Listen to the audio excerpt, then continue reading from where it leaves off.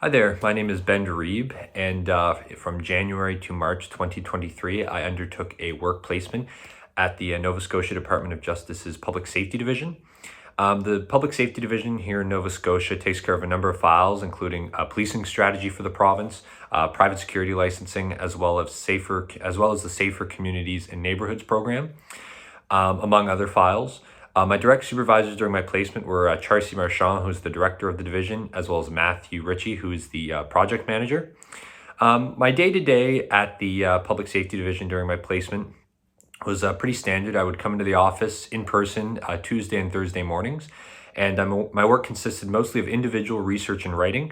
So I was in a workplace by myself, working on my own. However, my supervisors were very accessible whenever I had any questions or concerns. My two main projects that I worked on during my placement was first research into mental health and policing and how Nova Scotia is working towards improving police and emergency response to persons in mental health crises. And the second project I worked on was research into pilots around the country regarding provincial employees such as sheriff services or conservation officers that are working in policing roles. So I found that work very interesting. My time at the Public Safety Division was an amazing experience. I learned a lot about work in public service, as well as policing strategy, which I hadn't really been too familiar with before.